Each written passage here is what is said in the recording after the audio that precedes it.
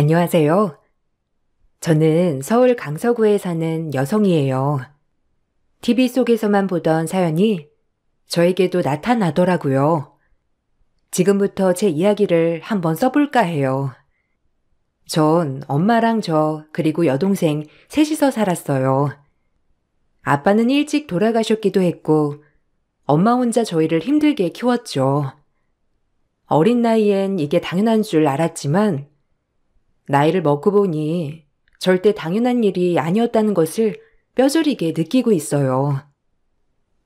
혹여나 집에 짐이 될까 하는 마음에 애초에 일찍부터 취업을 하게 되었고, 그 덕분에 시집도 일찍 가게 되었죠.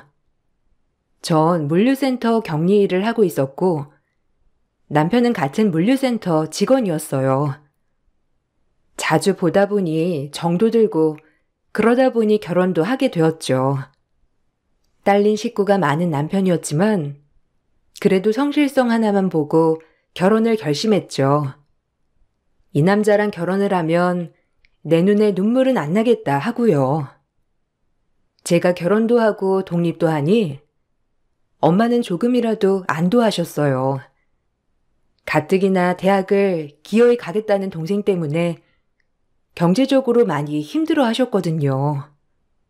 전 그런 엄마를 도와드린 셈이었죠.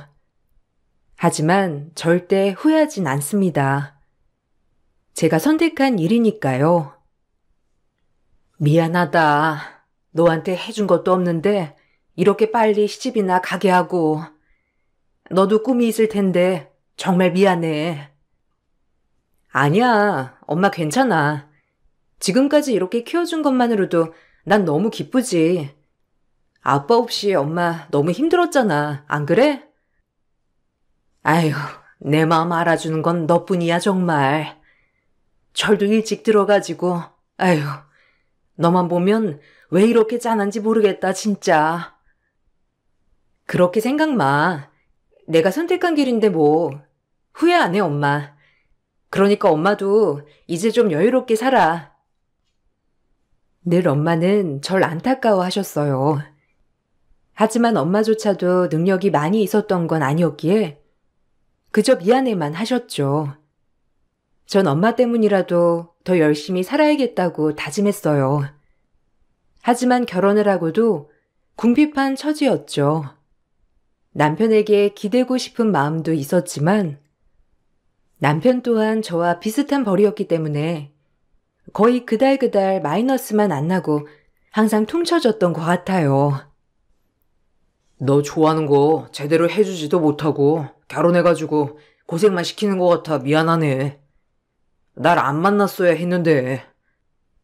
아니야. 오빠 안 만났으면 내가 지금 더 힘들었을 거야. 그래도 둘이 버는 거니까 곧 희망이 보이겠지. 걱정 마. 괜히 엄한 여자 데려다가 고생시키는 것 같아서 그렇지. 미안해. 내가 더 능력이 있었으면 너도 일 안 해도 되는 건데. 요즘 남자 여자가 어딨어. 다 같이 먹고 사는 거지. 안 그래? 난 그냥 일하는 것도 좋으니까 너무 신경 쓰지 마, 자기야. 남편은 없는 집 장남이었어요. 딸린 식구만 3명이었고 늘 돈에 허덕이는 삶을 살았죠.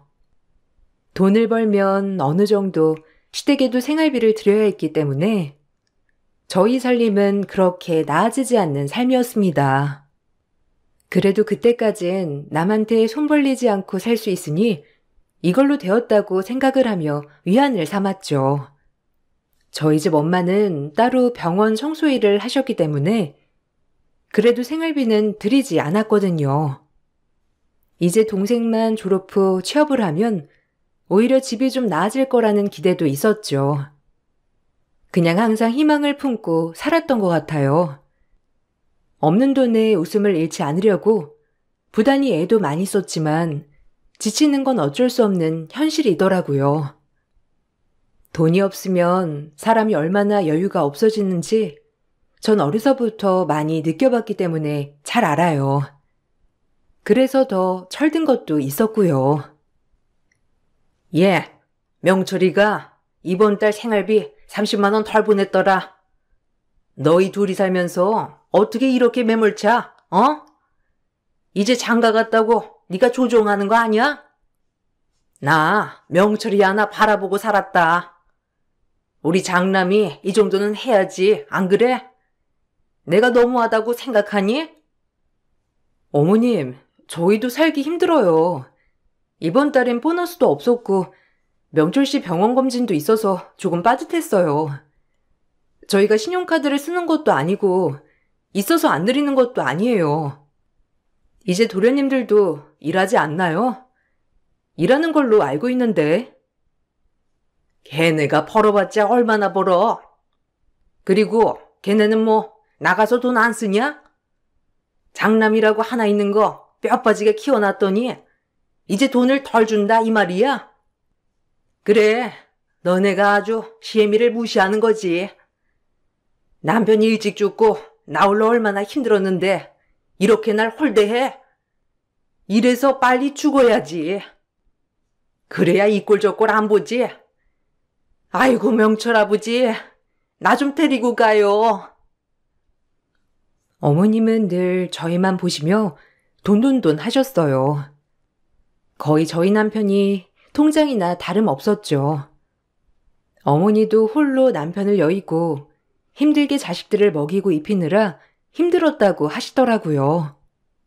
그것을 이해 못하는 것은 아니지만 늘 돈돈거리는 시어머니 때문에 전 스트레스가 쌓여가고 있었어요. 게다가 어머니라고 하면 사족을 못 쓰는 남편, 대한장 콜라보였죠. 얼마나 기가 차던지 저희가 여유가 되면 당연히 저희 혼자 부양해도 괜찮다고 생각했지만 지금은 솔직히 둘이 벌어야 겨우겨우 버틸 수 있었어요. 그냥 이번 달 우리가 조금 더 아끼고 어머니한테 생활비 좀 더 붙여드리자. 어머니가 낙이 뭐가 있겠어, 안 그래? 그럴 거면 나랑 결혼을 왜 했어? 나 호강시켜준다며. 여태껏 우리 집에 고기 한번 사가봤어? 당신은 그저 자기 어머니만 중요하지? 우리 엄마도 병원 청소하면서 안 아픈 데 없이 힘들어, 알아? 생활비 좀 더 주면 그 마이너스 나는 돈은 어떻게 충당할 건데? 나 정말 자기 어머님 소중해.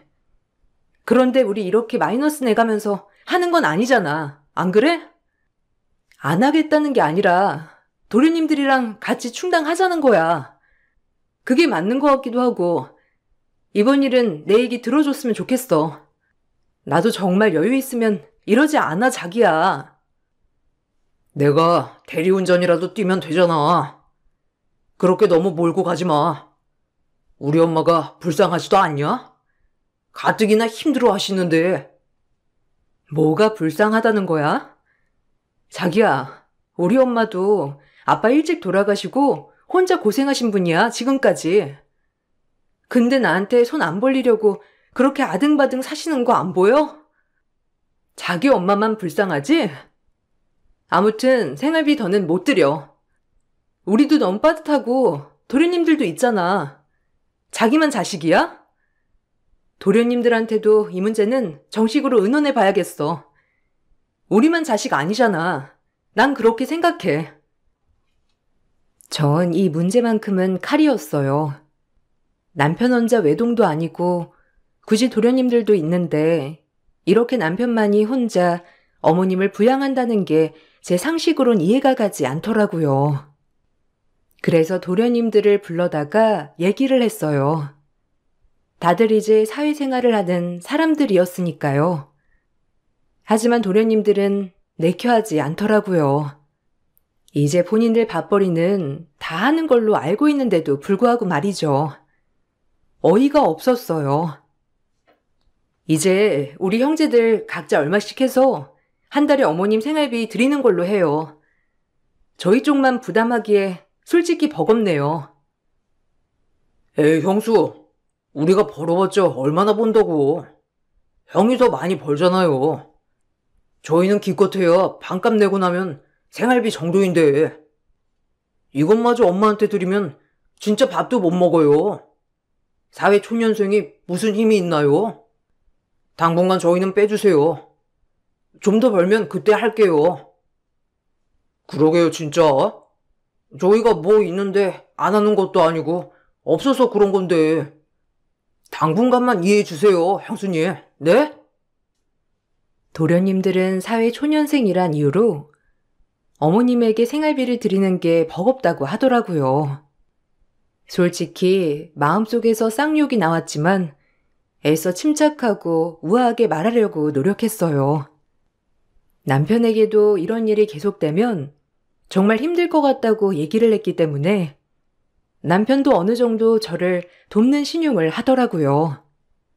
남편마저 강경하게 나오니 도련님들은 그제야 수긍하는 듯 했죠. 그래도 10도 어렵냐? 너희들은 10씩 해서 20 정도만 보태줘 그럼. 난 하던 대로 할게. 엄마가 힘들어 하셔서 그래. 아유, 진짜 핸드폰비에 교통비에 밥비 하면 빠듯한데. 알겠어 뭐. 형이 힘들다는데 뭐 어쩔 수 없지. 알겠어요 형수님. 그렇게 시동생들에게 겨우 얻은 게 도합 20만 원이었어요. 그래도 20만 원이라도 저희 쪽에서 덜 드려도 된다는 생각에 조금은 마음이 놓였죠. 시어머니는 불쌍한 막내 아들들 돈이 어딨냐며 안쓰러워하셨지만 워낙 제가 더는 생활비를 못 올려드린다는 엄포에 시어머니도 어쩔 수 없다는 듯 단념하였죠. 아무래도 저희는 둘이 번다고 생각해서 아주 돈이 남아돈다고 생각하시는 것 같았어요. 얼마나 어이가 없던지. 그리고 한편으론 남편이 좀 불쌍하더라고요. 장남의 짐이란 이런 것인가 했고요. 애들이 뭔 돈이 있다고? 에휴, 그래 뭐 너희들이 알아서 해. 어쩜 너 참 성깔 그렇다. 에휴, 일단 알겠어. 널 누가 말리니? 저희도 힘들어서 그러는 거니까 어머님이 이해해 주세요. 그리고 자식이 무슨 명철 씨 한 명인가요? 다들 자식 노릇 해야죠. 그래, 어디 며느리 무서워서 돈 달라고 하겠어? 참나, 아들 키워봤자 아주 다 필요 없다더니 이 말이 꼭 맞아. 어머니, 그래봤자 어머님한테 한 달에 저희가 드리는 생활비 150만 원이에요. 제 월급이 210만 원이고요. 너무하세요 정말. 자기 엄마 고생만 했다며 저에게 결혼 전 생활비를 꼭 드려야 한다고 했던 말들을 전 지키려고 노력했어요. 형편은 힘들지만 그래도 늙으신 노모 일 한 번 안 하게 해드리려고 거의 제 월급에 가까운 돈을 다 드린 셈이나 마찬가지였죠. 하지만 시어머니는 이것 또한 부족하다고 하셨어요. 그런 부분이 어이가 없었고 어쩔 땐 화도 났지만 내 어머니다 생각하며 참았습니다. 그렇게 생활비 20만 원이란 돈을 사수하고 전 이 돈마저도 신이 났어요. 그 정도로 하루하루가 힘든 생활이었죠. 이제 조금 긍정적으로만 생각해보던 찰나 저희 친정어머니에게 큰일이 닥쳤어요. 그렇게 이제 본인만을 위해서 살면 된다고 했던 찰나 엄마는 간암이라는 중병을 얻고 말았죠. 보험들 여유조차 없었던 엄마에게는 수술비와 약값이 너무 큰 타격이었어요. 어쩌니? 이제 그냥 죽어야지.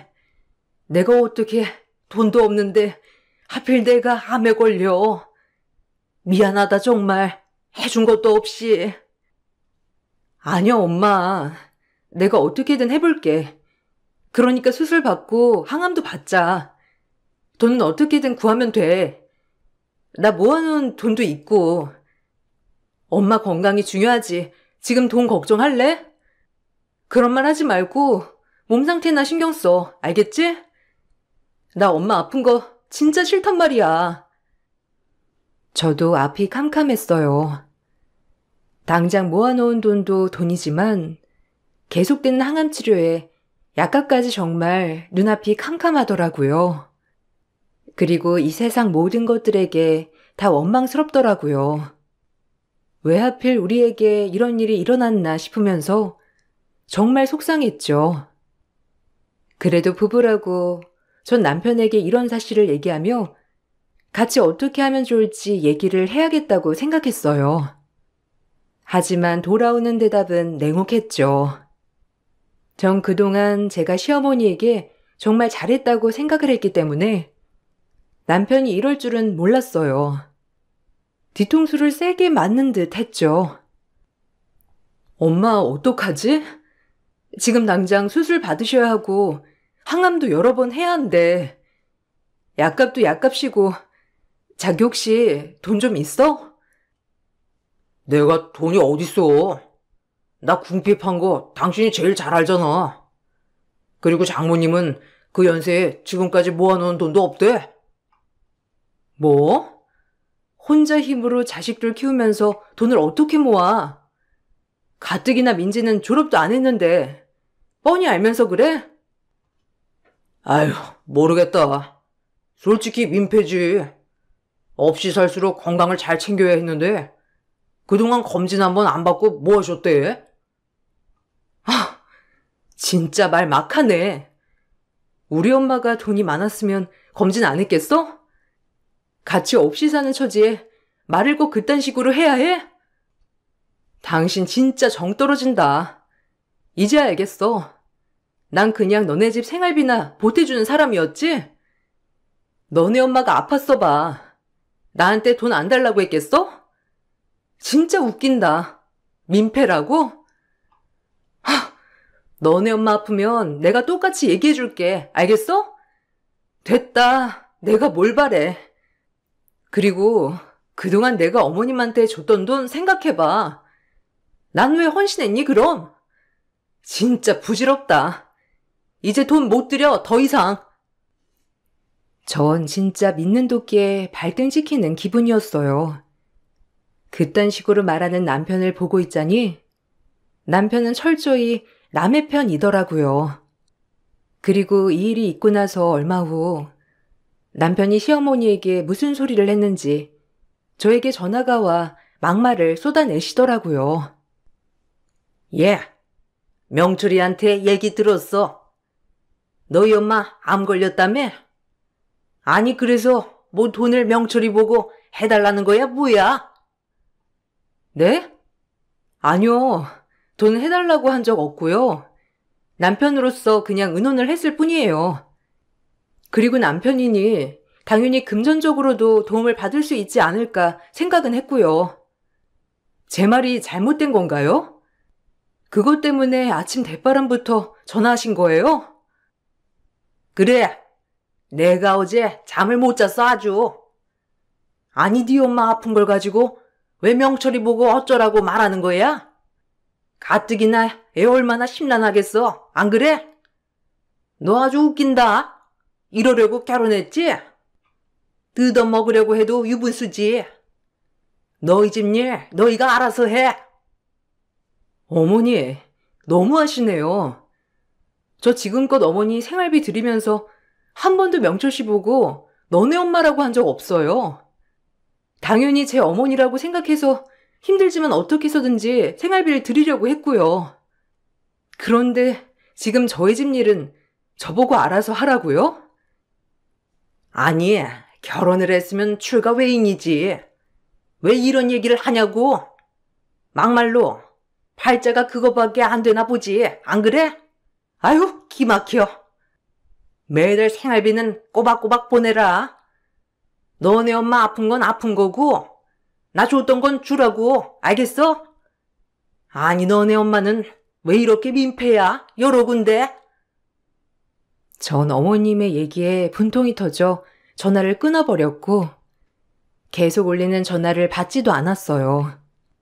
제가 전화를 받지 않자 문자로 또 막말을 늘어놓더라고요. 원래도 인정머리 없으신 분인 건 알았지만 이 정도까지일 줄은 정말 몰랐습니다. 그동안 어려운 형편에 어머님에게 어떻게 해서든지 생활비 도움을 드린 제 자신이 한심하더라고요. 남의 어머니한테 뭘 그리 잘하려고 했을까요? 이렇게 우리 엄마 아파가는 것도 모르고 말이죠. 속절없이 눈물이 앞을 가리더라고요. 참 한탄스럽기도 하고요. 눈앞이 깜깜했죠. 난 분명 말했다. 너희 집 일 너희가 알아서 해. 우리 명철이 돈 한 푼이라도 들어가면 내가 진짜 가만 안 둘 줄 알아. 이 문자를 보는 내내 참 많은 생각이 들더라고요. 정말이지 남편은 그냥 남이었고 시댁마저도 저에게 정말 남이라는 사실을요. 전 슬퍼할 겨를도 없이 페이가 조금 더 센 일을 알아봐야 했어요. 다행히 회사 언니 소개로 한 가정집의 가사 도우미를 소개받았죠. 한 번도 남의 집 일은 해본 적이 없지만 불법적인 일을 제외하곤 페이가 굉장히 세더라고요. 그래서 바로 하겠다고 했어요. 언제부터 출근이 가능하냐는 말에 바로 다음 주부터 출근이 가능하다고 했죠. 그리고 회사는 그 즉시 정리를 하였고요. 전 이것저것 가릴 형편이 되지 못했습니다. 하루라도 빨리 돈을 마련해야 엄마 병원비와 약값을 벌 수 있었거든요. 다행히 동생도 기특하게 학교를 휴학하고 아르바이트 전선에 뛰어들었습니다. 어떻게 해서든지 엄마의 약값이라도 같이 벌기 위해서요. 안녕하세요. 오늘부터 일하게 되었어요. 잘 부탁드릴게요. 이런 일이 처음이라 서툴 테지만 많이 알려주시면 감사하겠습니다. 네, 오늘 처음이죠? 대충 일하는 거 알려드릴게요. 아참, 대부분 사모님이 집에 상주하고 계셔서 조용조용 하셔야 해요. 워낙 예민하신 분이거든요. 자주 마주치지 않아도 되고 그냥 집안 정도만 깨끗이 해주세요. 그리고 저 방엔 절대 출입 금지고요. 집사의 말에 따라가 본 방은 거실 끝에 있는 작은 방이었죠. 그 방은 절대 출입 금지라고 했어요. 사모님이 예민하니 청소와 음식만 조용조용 하다가 빨리 퇴근하라고 하길래 그런다고 했죠. 그렇게 저의 가사 도우미 일이 시작되었어요. 처음 하는 일이라 몸이 고됐지만 일당도 셌고 딱히 저와 부딪히는 사람이 많이 없었기 때문에 일은 할만 하더라고요. 그렇게 전 제 앞날을 헤쳐나갔어요. 문득문득 남편에게 올라오는 서운한 감정, 그리고 시댁 식구들에 대한 원망이 떠올랐지만 지금은 그것보다 엄마의 병원비를 버는 것이 더 급했기 때문에 저희 서운함은 잠시 미뤄두었죠. 그렇게 쓸고 닦고 일을 열심히 하고 있었어요. 이런 일이 처음인 것 같은데 그래도 꽤 일을 잘하네요. 사모님도 아직까지 별 말씀 없는 거 보면 괜찮아 하시는 것도 같고. 아, 정말요? 감사해요. 아직 사모님을 제대로 보진 못했지만 그래도 다행이네요. 처음이긴 한데 열심히 해야죠. 나름 열심히 해서인지 집사님도 참 일을 잘한다고 칭찬해 주셨어요. 그렇게 일 끝나고 집에 와 엄마의 건강 상태를 확인하고 다시 저희 집으로 가서 몸을 쉬고 이런 생활이 반복되었죠. 지금은 아무것도 신경 쓰고 싶지 않았지만 남편 놈이 제 속을 긁더라고요.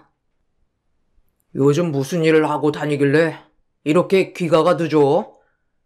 장모님 댁 다녀오는 건 알겠는데 유부녀가 너무 심한 거 아니야? 상관 마. 엄마 아프든 말든 신경 쓰지도 않는 사람한테 내일 일일이 보고하고 싶지 않으니까. 그리고 지금은 아무것도 신경 쓰고 싶지 않으니까 내 속 긁지 마. 엄마 일만 조금 해결되면 당신이랑도 정리를 하든지 해야지. 난 이렇게 못 살아. 뭐? 이혼이라도 하겠다는 거야?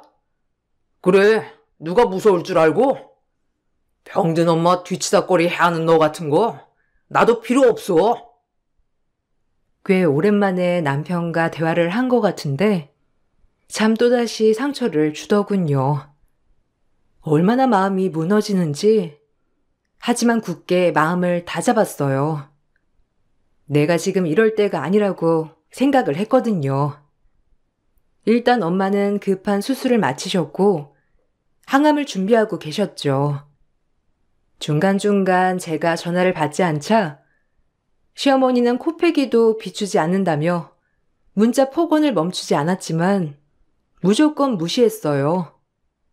다행히 제가 모아놓은 돈과 엄마가 조금 모아놓은 돈으로 수술비를 충당하였고 이제 어마어마한 약값과 항암 치료값을 벌기 위해 전 무조건적으로 뛰어야 했어요. 그래도 엄마에게는 마음 편하라고 늘 웃어 보이며 말했죠. 엄마는 몸만 신경 써야 했으니까요.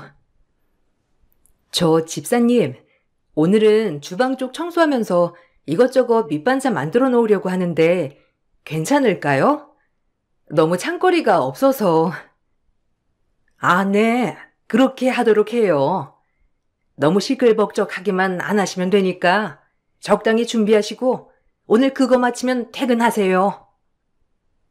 간단하게 음식 반찬거리들 좀 하고 주방을 치우고 이제 퇴근하려던 그때 사모님께서 큰 소리로 절 불러 세우셨습니다. 그리고 사모님 입에서 나온 말은 절 기함하게 했죠. 정말 세상 태어나서 이런 모욕은 처음이었고 황당하더라고요. 이봐요. 거기에 좀 서볼래요? 냉장고에 분명히 창조림이 있었는데 그쪽 부엌에 들락달락 한 뒤로 없어졌네요. 네? 그 말씀은 제가 장조림을 가져가기라도 했다는 거예요? 아, 오해하신 것 같은데. 오히려 반찬 해놓고 지금 치우고 가는 중이었어요. 그걸 내가 어떻게 믿지? CCTV가 부엌에만 따로 달린 것도 아니고. 나야말로 어이가 없네. 이봐요. 얼른 내놓고 나가요. 무슨 소리세요? 절 지금 도둑 취급하시는 거예요? 저는 진짜 아니에요. 제가 왜 장조림을 훔쳐서 나가나요? 뭐가 좋다고? 그야 나도 모르지. 그쪽 같은 부류와 엮어본 적이 없으니까. 말로 하려 했는데 이 사람 말이 안 통하네. 얼른 내놓으라니까. 그 순간 사모님은 제 팔을 잡아당기시고 가방을 끌어내리셨고 그러는 바람에 긴 팔에 감춰져 있던 제 손목이 드러나게 되었죠. 제 손목엔 어렸을 때 기억도 안 나는 화상 자국이 있었어요. 그 화상 자국을 보자 사모님은 놀란 눈을 하고 본인의 화상 자국을 저에게 대조해 보셨죠. 그러고 나서 바닥에 주저앉으며 엉엉 울면서 말하더라고요. 그 뒤의 이야기가 저에겐 더 충격적이었어요. 혹시 나이가 어떻게 되나요? 그 화상 자국 기억나요? 아니, 나 기억 안 나요? 내가 아무래도 당신 엄마 같은데. 네? 엄마라뇨. 아, 죄송합니다. 뭔가 단단히 착오가 있으신 것 같은데 화상 자국은 생각이 안 나고요. 전 엄마가 계세요. 당신 엄마가 친엄마라고 생각해요? 우리 유전자 검사 한번 해보죠. 내가 그렇게 찾고 있던 내 딸이 맞는지 아닌지. 사모님은 당장 저에게 유전자 검사를 하자고 하였고 전 너무 당황했지만 사모님의 계속되는 친모 얘기에 유전자 검사를 허락했죠. 그리고 결과를 전해 듣고 전 너무 놀라웠어요. 친자 확률 99.9%. 여태까지 제가 엄마라고 믿었던 사람은 제 친엄마가 아니었죠. 사모님한테 전해 들은 결과로는 너무 놀랍더라고요. 이런 일이 나에게 일어나나 싶을 정도로 어안이 벙벙하고 놀람의 연속이었어요. 너 3살 땐가? 근처 유원지 갔는데 네가 없어진 거야. 그때부터 너 얼마나 찾아 헤맸는지 몰라. 돈도 참 열어 뜯겼지. 너 봤다는 사람이나 너인 척 행세하는 사람이나. 근데 내가 널 이렇게 못 알아보다니. 34년 전 널 내가 낳고 한 번도 잊어본 적이 없다. 저기 저 방, 네 방이야. 매일 내가 쓸고 닦고 너 다시 만나기만을 기다리면서 애태운 방이기도 하지. 미안하다. 그 화상 자국은 네가 아무것도 모를 때 뜨거운 거 만지려고 할 때 내가 피하게 하려다가 너랑 나랑 같이 입은 상처야. 그리고 엄마를 용서해 주겠니? 매일 술에 찌들어 살았어. 너만을 그리워하면서. 너네 아빠는 진작 돌아가셨어. 너 잃어버리고 병이 들더니 병세가 나날이 악화되었거든. 정말 미안해. 첫 만남에 내 딸을 내가 도둑으로 몰다니. 미안해 정말. 사모님은 그렇게 바닥에 주저앉고 오열했어요. 전 아직까지도 무슨 얘기인지 잘 모르겠더라고요. 한 번도 친엄마가 아니라고 생각해 본 적이 없었기 때문에 너무 놀랐죠. 전 그 길로 친정엄마에게 가서 이야기를 물었어요. 엄마는 참 당황하시더라고요. 엄마, 내 친엄마 아니었어? 아니, 맞잖아. 그치? 엄마랑 나랑 이렇게 닮았는데 아닐 리가 없잖아. 안 그래? 너, 그거 어떻게 알았어? 정말 세상에 비밀은 없나 보구나.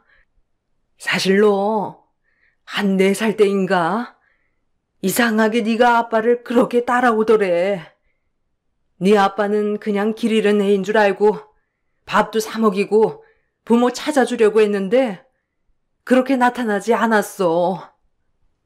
그러다 하루가 이틀이 되고 3일이 되고 이상하게 너한테 정이 가더라. 내 딸이구나. 자식 없는 우리한테 딸아이가 생긴 거구나 했지. 그렇게 널 걷어서 키운 거야. 이상하게 널 키우니까 바로 애가 들어선 거 있지? 그게 바로 네 동생이고. 아휴, 미안해 정말. 엄마가 미리 말했어야 했는데 그래도 한 번도 널 내 딸 아니라고 생각해 본 적이 없다. 넌 우리 집 들어오는 순간 무조건 내 딸이었어. 엄마의 이야기를 듣자 눈물이 주르륵 나왔습니다. 그 정도로 저를 걷어주신 부모님은 절 친자식 그 이상으로 대해주셨거든요. 그리고 절 잃어버린 친엄마가 참 불쌍했죠. 자식 하나 잃어버리고 그 넓은 집에서 홀로 혼자 멍하니 그렇게 예민해져만 갔던 거죠. 그 와중에 저를 그리워하는 방은 항상 쓸고 닦고 늘 깨끗했어요. 그때 그 시절이 기억이 잘 안 나지만 제가 좋아하는 것들 그대로라고 하더라고요. 인형, 레이스 원피스, 액세서리 등등 하나도 버리지 않고 늘 닦고 그리워하셨다고 합니다. 감사합니다. 저희 딸 이렇게 예쁘게 키워주셔서 감사해요. 정말 제가 무슨 말씀을 드려야 할지 지금 이제 여한이 없어요.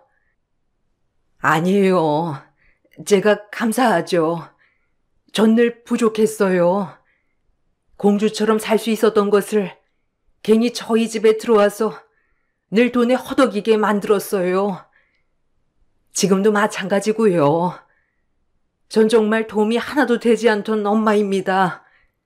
지금이라도 우리 딸 행복하게 해주세요. 부탁드려요. 친엄마와 엄마의 말에 눈물이 주르륵 흘렀죠. 친엄마는 저희 집 사정을 알고는 지금의 엄마 병원비와 약값을 모조리 다 대주셨어요. 절 이렇게 키워준 은혜라고 하면서 말이죠. 그리고 저에게 당장 일을 그만둘 것을 얘기하고 친엄마가 관리하던 건물을 저에게 넘겨주셨어요. 전 절대 받지 않겠다고 했지만 친엄마는 꼭 받을 것을 당부했죠. 갑작스러웠던 일이었어요. 내가 널 위해서 해줄 수 있는 게 지금은 이런 물질적인 것들 뿐이지? 앞으로 살면서 마음적으로 정말 잘해줄게. 그리고 우리 첫 만남은 잊어주겠니? 너무 미안하다. 너 잃어버리고 제정신 아닌 날로 살았어. 그저 술로 하루하루 버텼지. 미안해 정말. 일단 이거 다 받아줘. 네 거야. 언젠간 널 만날 수 있다는 희망 아래 그래도 열심히 모아놓고 관리했어. 이젠 다 네 거니까. 에이, 저한테 너무 과분해요. 이런 거 관리해 본 적도 없고요. 그리고 힘드셨을 텐데 그 마음 충분히 이해해요. 전 괜찮아요. 친엄마는 한사코 괜찮다고 하는 저에게 모든 걸 양도한다고 했어요. 전 그러기 전 남편과 이혼을 하겠다고 했고 친엄마도 이 사실을 알고 대로 하시더라고요. 사람 새끼들도 아니라며 욕을 하고 가만두지 않겠다는 걸 제가 겨우 뜯어 말렸습니다. 이런 게 엄마가 둘 있다는 느낌이 들었죠. 이제는 제가 무슨 일을 당해도 옆에서 든든한 지원군들이 둘이나 된다는 생각에 기분은 좋았어요. 이혼해. 그리고 어머님한테 소송할 거야. 그동안 내가 들인 생활비 어느 정도 받아와야겠어. 이대로는 못 지나가. 날 그렇게 남대하듯 대하시는데 내가 왜 그동안 생활비를 들였나 한심한 것 같아. 당신도 이혼하겠다고 했잖아. 내 변호사랑 얘기해. 그래. 나도 너랑은 못 살아. 언제 죽을지도 모르는 네 엄이 내가 봉양해야 한다고 생각하니까 앞이 캄캄하더라. 그리고 소송? 참나 웃기지 마. 그렇게 궁핍하냐? 줬던 돈을 다시 뺄게. 얼마든지 소송 걸어봐. 너 소송 걸 돈은 있고? 상관 마. 내가 알아서 해. 그건 너도 잘 준비해야 할 거야. 그 꼴랑 300도 안 되는 월급 가지고 너네 엄마 잘 모셔봐 어디. 남편의 대답에 제 마음은 더욱더 확고해졌고 전 소송을 준비했습니다. 그동안 시어머니에게 드린 생활비는 무조건 제 통장으로 빠져나갔기 때문에 어느 정도 위자료는 챙길 수 있었어요. 남편과 이혼을 하고 위자료를 받게 되자 시어머니와 남편은 또 저에게 쌍욕을 하더라고요.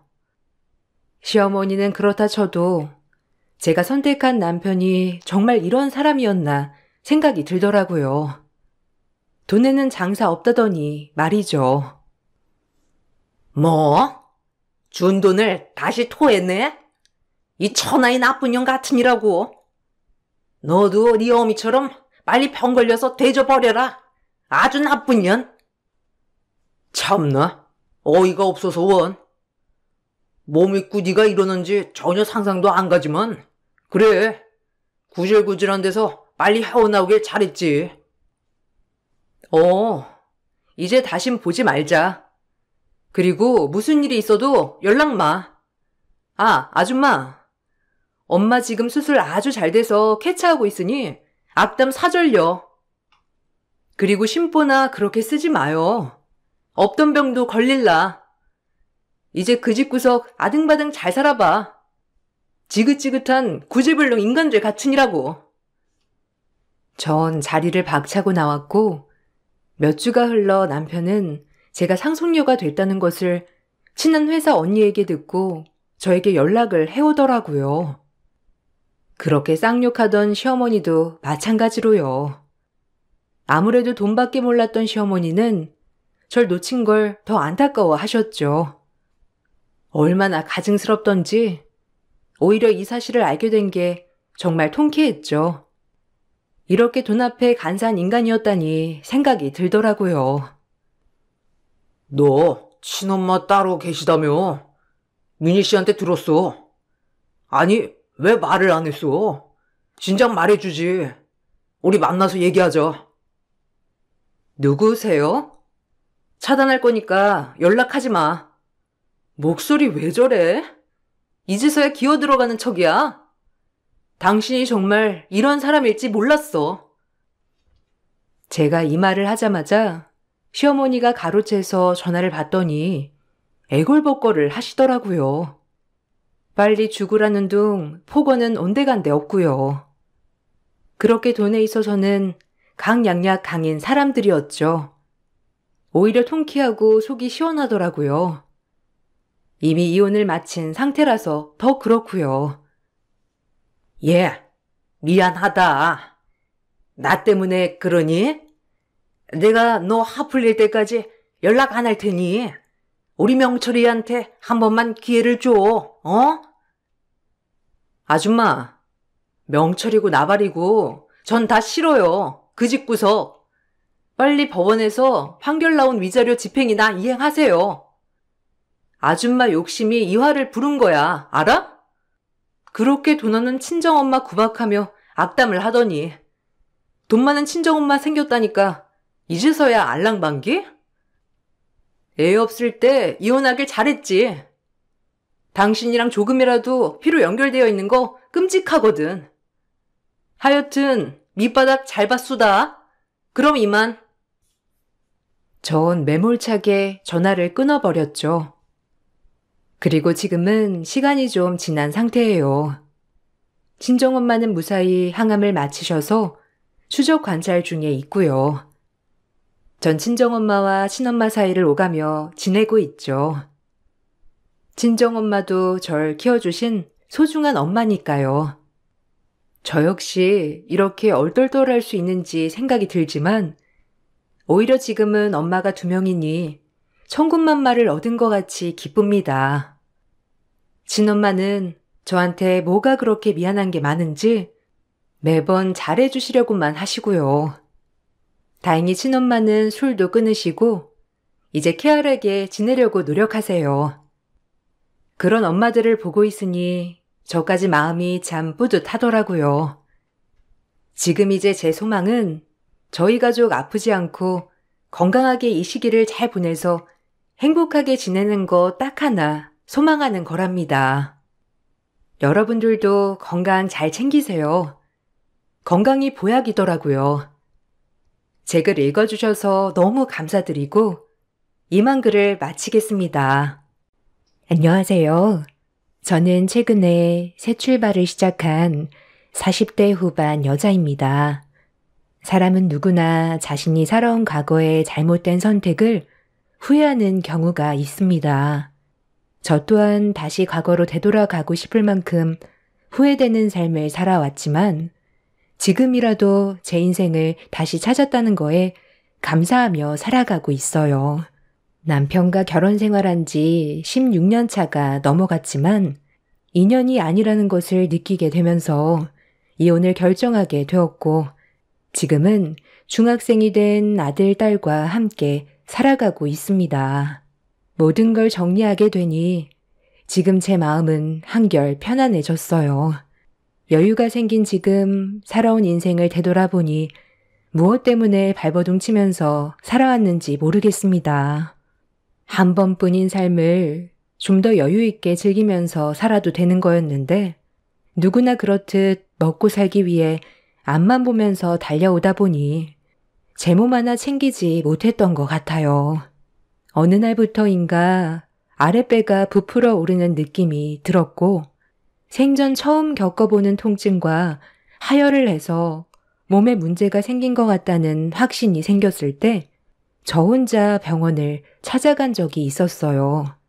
몸에서 반응하고 있는 증상들이 심각하지 않길 바라면서 검사를 진행했는데 이미 제 몸은 만신창이가 되어 있다는 의사의 말을 듣게 되었습니다. 나이가 좀 있는 의사였는데 위로의 말을 하기에는 이미 진행이 너무 많이 돼서 그런 시간조차 아깝다며 정신 부여잡고 바로 입원하라는 말을 먼저 꺼냈습니다. 서둘러 수술부터 진행을 해야 될 것 같다면서 바로 입원 절차를 밟으라고 하더군요. 의사에게 그 말을 듣는데 가슴이 철렁 내려앉았고 손발이 떨려오기 시작했어요. 그냥 몸이 좀 피곤해서 그런가 보다 했는데 자궁암 사기였어요. 아랫배가 부풀어 올랐던 건 자궁 안에 주먹만한 종양이 자리를 잡고 계속 자라고 있는 상태였죠. 의사는 저에게 일단 다른 거 생각할 시간이 없다면서 서둘러 보호자를 불러서 입원 절차 밟으라며 살기 위해선 1분 1초가 급하다고 했어요. 그래서 의사와 상담을 끝낸 뒤 밖으로 나와 최대한 마음을 진정시킨 뒤 떨리는 손으로 남편한테 전화를 걸었습니다. 당신 도대체 요즘 정신이 있는 거야, 없는 거야? 오늘 하루 종일 나 혼자 가게 보고 있는 거 알지? 잠깐 어디 좀 다녀온다고 하더니 지금이 도대체 몇 시야? 전화할 시간에 곧장 가게로 오면 되지. 사람 불안하게 안 하던 전화까지 하고 그래. 나 지금 손님이 많이 밀려 있어서 정신이 하나도 없거든. 일단 가게로 빨리 튀어와. 아유 참, 이리 좀 내놔 봐라. 애미 너 지금 제정신이니? 손님들 지금 끝도 없이 줄 서 있다고. 하여간 인생에 도움이 안 돼. 전화할 시간에 빨리 와서 일손 도와라. 저와 남편은 역 앞에서 토스트 장사를 하고 있어요. 처음엔 노점상으로 시작했었는데 많은 손님들이 찾아와 주셔서 상가에 입점할 수가 있었어요. 남편과 제가 처음부터 토스트 장사를 한 건 아니었어요. 남편과 저는 회사 생활을 하고 있었는데 매달 정해져 있는 월급으로는 입에 풀칠하기가 어려워 다른 방법을 생각해 보기로 했었어요. 태어난 아이들한테는 좀 더 여유 있는 삶을 물려주고 싶어서 장사를 해보기로 결정을 하게 되었죠. 그때 당시 남편과 시모는 저에게 쓸데없이 돈 날리지 말라면서 지금 하는 일이나 잘하라고 오히려 장사하는 걸 강하게 반대했었어요. 돈 한 푼 지원해 줄 수 없다면서 시도 자체를 거절하고 있었습니다. 좀 더 잘 먹고 잘 살고 싶어서 한 푼이라도 더 벌기 위해 남편과 상의를 한 건데 절대 안 된다는 남편의 말에 너무 큰 실망을 하게 되었고 더 오기가 생기더라고요. 보란 듯이 잘 돼서 남편의 선택이 잘못된 거라는 걸 알려주고 싶었습니다. 그래서 부모님께 어느 정도의 금전적인 도움을 받아 장사를 시작하게 되었습니다. 처음 해보는 노점상이었지만 열심히 노력한다면 분명 좋은 결과로 되돌아올 수 있을 거라 믿었어요. 남편과 시모는 제가 역 앞에 차린 노점상을 보더니 돈만 날리게 생겼다면서 분명 후회할 거라고 부정적인 시선으로 바라보면서 온갖 불만은 다 터뜨렸어요. 그런 상처되는 말들을 듣게 되자 더 잘 되고 싶은 마음에 제가 가져가는 것보다 손님들께 더 드려서 소문 좀 많이 내달라고 아낌없이 퍼줬습니다. 손님들은 제가 성공하고 싶어 한다는 마음을 알았는지 어려운 상황에 도와주셔서 빠르게 자리를 잡을 수 있었고 역전에서 출퇴근 시간만 되면 많은 손님들이 찾아와 주셨습니다. 벌어들이는 수익은 많지 않았지만 그래도 안정적으로 운영할 수 있다는 거에 감사했어요. 하나의 토스트를 팔아 많은 이윤을 남기기 위해 속재료를 아끼는 것보다 적게 남아도 속재료를 아낌없이 채워 넣어 손님들이 만족하신다면 분명 또다시 찾아와 줄 거라 믿고 있었어요. 항상 손님 입장에서 생각을 하면서 장사를 하다 보니 그 결과는 좋았고 열심히 노력하는 모습을 뒤에서 지켜본 남편과 시모는 장사가 잘 되자 본인들이 잘못 생각했었다고 인정하면서 그제서야 가족끼리 도와야 하지 않겠냐며 들어왔어요. 그리고 제 옆에서 부족한 일손을 돕기 시작했고 부모님께 빌렸던 돈과 대출금까지 전부 갚을 수 있었습니다. 그리고 남편도 다니던 회사를 그만두고 전적으로 장사하는데 매진하게 되었죠. 그렇게 앞만 보면서 열심히 살아오다 보니 어느새 노점이 아닌 상가에 가게를 차릴 수 있었는데 16년의 세월 동안 쉬지 않고 달려왔는지 망가진 제 몸은 돌이킬 수 없는 결과로 이어졌어요. 혼자서 감당할 수 없는 정신적인 충격 때문에 남편한테 전화를 한 거였는데 저보단 눈앞에 보이는 손님들이 우선이었습니다. 다시 침착하게 연락을 시도했지만 남편은 제 전화를 받지 않았어요. 부모님이 이럴 때 제 곁에 있어줬다면 심적 안정을 찾을 수 있었을 텐데 5년 전에 아빠도 암으로 세상을 떠나셨고 엄마는 치매가 심해 요양원에서 보살핌을 받고 계시다 보니 의지할 곳이 없었습니다. 그렇게 한참 동안 그 자리에 서서 앞으로 어떻게 살아가야 할지 고민을 하고 있었는데 남편한테 다시 전화가 왔길래 통화 버튼을 누른 뒤 아무 말도 하지 않았어요. 도대체 어디서 뭘 하고 있길래 바빠 죽겠다는데도 아직까지 안 오고 뭐 하는 거야? 엄마랑 둘이서 얼마나 정신 없었는지 알아? 이 사람이 왜 안 하던 짓을 하고 그래? 여보세요? 당신 내 말 듣고 있어? 사람이 말이야. 말을 했으면 답을 줘야 할 거 아니야? 지금 어디야? 우리 엄마 화가 머리끝까지 올라가서 진정시키는데 얼마나 힘든 줄 알아? 이제야 내 말 들을 준비가 된 거야? 나한테 화부터 낼 게 아니라 걱정부터 해야 되는 게 우선 아니야? 평소와 다르다는 걸 느꼈으면 무슨 일이 생겼다는 건데 어떻게 당신 할 말만 하고 그냥 끊어버릴 수가 있어? 내가 오죽했으면 당신한테 전화했겠어? 여기 병원이야. 나 바로 입원해야 되니까 간단하게 짐 챙겨서 병원으로 와줘. 지금 자궁암 사기래. 서둘러 수술하지 않으면 더 큰 문제가 생길지도 모른다고 했어. 기다리고 있을 테니까 일단 서둘러 병원으로 와줘. 뭐라고? 자궁암? 에이, 당신이 무슨 암이야. 나보다 건강하잖아. 내가 봤을 때 오진 같은데? 그 의사 돌팔이 아니야? 당신이 암이면 나는 벌써 세상 떠났겠다. 아유, 진짜. 전화 좀 바꿔줘봐라. 예, 너 방금 내 아들한테 뭐라고 그랬니? 암이라고? 누가 널 보고 암이라고 그러지? 그 병은 어디야? 괜히 멀쩡한 사람 돈 뜯어내려고 수 쓰는 거 아니고? 누구보다 멀쩡한 네가 암이라고 하면 어느 사람이 믿어주겠어? 나한테 혼나고 싶지 않아서 괜히 이런 걸로 분위기 조성했다가 나중에 오진이었다고 둘러대려고 그러는 거지?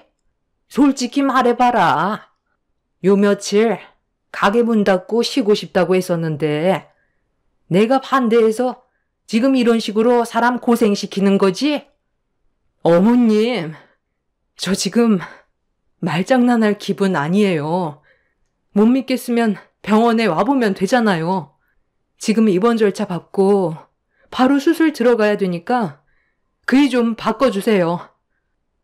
제가 정색하면서 시모의 말을 받아치자 화를 내고 있는 제 목소리에 당황했는지 다시 남편을 바꿔줬어요.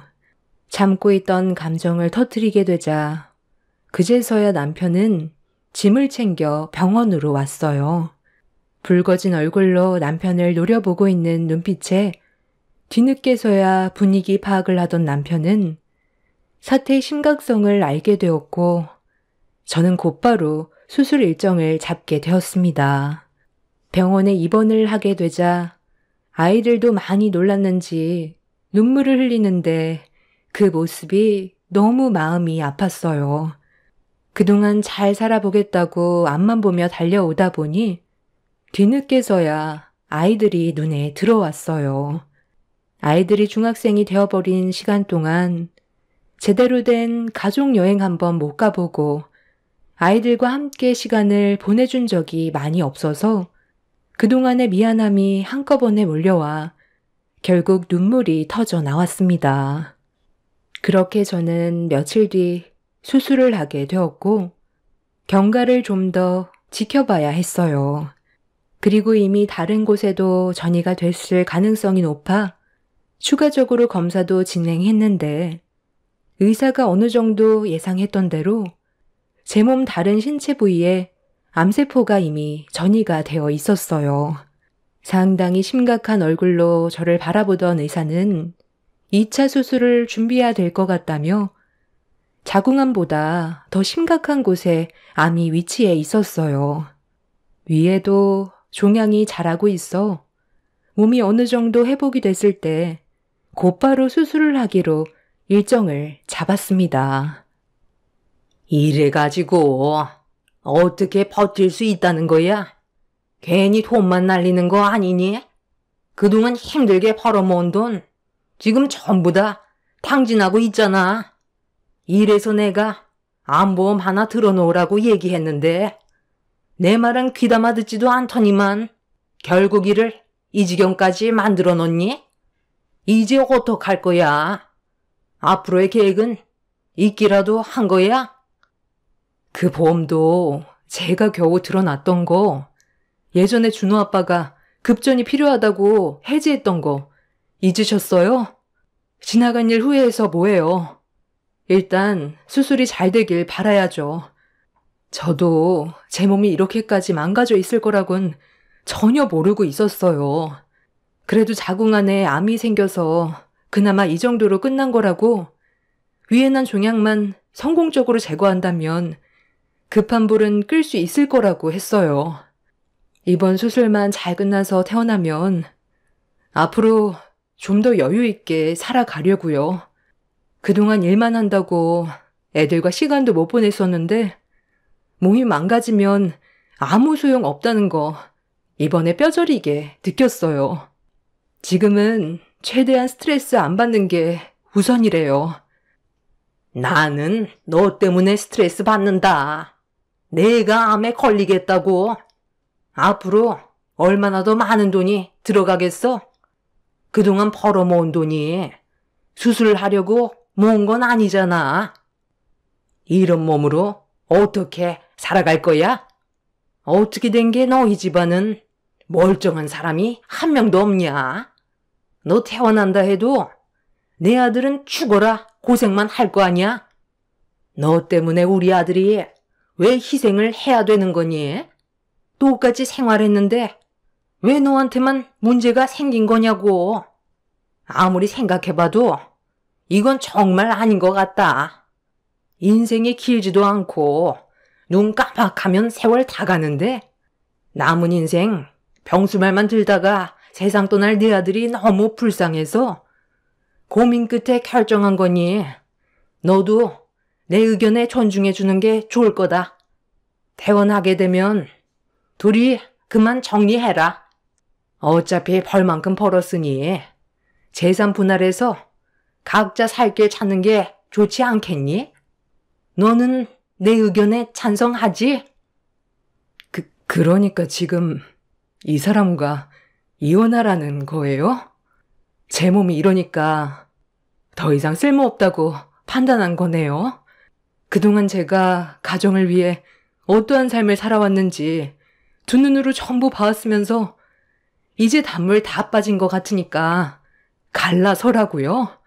어머님 며느리로 16년간 뼈 빠지게 일해왔는데 암에 걸렸으니 필요 없다는 거예요? 그럼 너는 내 아들이 불행했으면 좋겠어? 암에 걸려서 수술 끝나고 후유증 때문에 제대로 된 삶을 살지 못한 사람들이 수두룩하단다. 너도 그중 한 명이 될 수 있는지도 모르는 일이잖아. 내가 그 꼴을 어떻게 보면서 살아가겠어? 힘들게 돈 벌은 이유가 뭐야? 잘 먹고 잘 살기 위해 고생한 거 아니었어? 너 몸 치료하는데 돈 쓰려고 모은 거 아니니까 이번에 이렇게 된 거 여기서 끝내자는 거다. 네가 원하지 않아도 내가 진행시킬 거다. 저는 시모의 말에 당황해서 남편의 얼굴을 바라봤는데 제 눈을 피하더라고요. 그때 이미 시모와 남편이 입을 맞췄다는 걸 알 수 있었고 저와 이혼하길 원하고 있다는 걸 확실하게 알 수 있었습니다. 아플 때 받았던 상처는 평생 간다잖아요. 그때 남편과 시모의 행동에 너무 큰 실망을 하게 된 저는 태어나게 되면 바로 이혼하기로 결정하게 되었습니다. 예전에도 그랬지만 16년이 지난 현재에도 시모와 남편은 눈앞에 보이는 돈만 보고 제 옆에 있었던 거지. 저를 아내로 며느리로 인정해 준 게 아니라는 걸 알 수 있었어요. 두 모자에게 받은 만큼 되돌려 주기 위해서는 제가 건강한 몸으로 퇴원을 해야 된다는 걸 그때 온몸으로 느낄 수 있었습니다. 저는 그날 남편과 시모에게 병원에 그만 오는 게 좋을 것 같다며 속에서 끓어오르는 분노를 억누르며 좋게 마무리 지었습니다. 시모와 남편도 가게 일 때문에 2번 올 일은 없을 것 같다면서 뒤도 안 돌아보고 병실에서 바로 나갔어요. 아이들은 저와 남편 사이에 금이 가고 있었다는 걸 예전부터 알고 있었던 터라 제 몸 챙기는 것만 신경 쓰라며 오히려 아이들이 저를 위로해 줬어요. 그런 모습들이 많은 힘이 되었고 그렇게 2차 수술이 정해진 날 때까지 몸 관리를 철저히 하면서 최대한 현실에 놓인 문제를 긍정적으로 생각했어요. 그렇게 치료를 받으면서 지내다 보니 어느새 수술 날짜가 다가오게 되었고 마음의 준비를 하고 있는데 갑자기 병실 문이 열리더니 시모가 고개를 내밀며 들어왔어요. 별로 인사하고 싶지도 않아 몸을 돌려 누웠는데 시모가 누군가에게 말을 붙이며 병실 안으로 들어오라는 말을 꺼냈어요. 시모의 돌발 행동에 고개를 돌려 병실 문을 바라보는 순간 너무 놀라 시모와 여자를 번갈아가며 쳐다봤어요. 인사해라. 앞으로 너 대신 내 아들과 함께 살게 될 새며느리다. 네가 혹시라도 오해할까봐 얘기하는데 내 아들과 새며느리는 아직 서로 얼굴도 모르는 사이다. 그러니 상간소송 그딴 거 소용없다는 거야. 왜냐면 너랑 정식으로 이혼시키고 나서 새며느리를 우리 집안에 들일 거거든. 쓸데없는 생각하지 말라는 거다. 솔직히 아래 위로 고장나서 더 이상 써먹을 데가 없는 너를 우리 집안 며느리로 들이고 싶겠니? 다른 사람들도 아마 전부 나랑 같은 생각일 거다. 대학까지 나왔고 너보다 젊으니 이 정도면 충분하지 않겠어? 그리고 지금 다니는 회사에서도 적지 않은 월급 받고 있는 것 같은데 내 아들 나이에 이 정도 며느리감이면 아주 100점이지. 내가 여기 온 이유는 이 서류 때문에 왔다. 수술 전에 이혼 서류에 사인부터 하는 게 좋지 않겠어? 네가 만약 문제가 생긴다면 시간이 더 지체가 될 수도 있잖니. 혹시 알아? 수술 잘못돼서 사지마비 되면 손가락 하나 까딱하지 못해 서류에 사인을 못하는 문제가 생기면 골치 아프잖아. 그 전에 이혼 의사가 있었다는 걸 서류상으로 미리 준비를 해둬야 나중에 문제가 생겨도 법적으로 해결을 할 수가 있거든. 괜히 골치 아프게 엮이고 싶지 않다. 새며느리가 원만한 출발을 하길 원하는데 걸림돌인 네가 내 앞을 가로막아서야 되겠니? 그리고 지금 운영하고 있는 토스트 가게는 우리가 인수하기로 했다. 너는 그동안 벌어들인 수익의 일부분만 가져가도록 해라. 어차피 그 몸으로 장사도 못하는데 가지고 있어봤자 뭐하겠어. 내 아들이 운영하는 게 훨씬 좋잖니? 최대한 공평하게 합의 제한하는 거니까 너는 그냥 돈만 가지고 내 눈앞에서 사라지면 되는 거다. 수술실 들어가기 전에 여기에다가 서둘러 사인하거라. 이게 지금 뭐 하는 짓이에요? 그래도 제가 16년간 며느리로 살아온 세월이 있는데 서로 갈라서더라도 좋게 해결하는 게 서로에 대한 예의 아니에요? 어떻게 수술실 들어가려는 제 앞에 새 며느리라고 다른 여자를 데려올 수가 있어요? 지금 한 행동은 제가 수술이 잘못되길 원해서 일부러 이렇게 행동하는 거죠? 그동안 저랑 함께 사는 거 속 터져서 어떻게 살아오셨어요?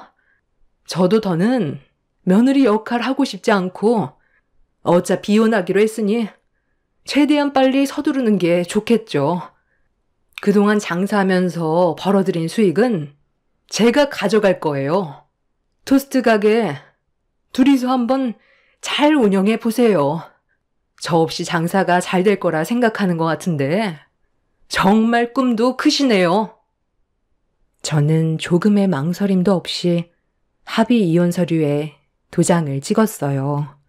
그동안 제가 벌어들인 수익보다 앞으로 벌어들일 수익이 많다고 생각했는지 시모는 토스트 가게를 달라며 합의서를 저에게 건네주었고 어차피 제 몸은 이미 망가져 있었기 때문에 장사할 수 있는 상태가 아니라서 시모가 원하는 대로 사인을 해줬어요.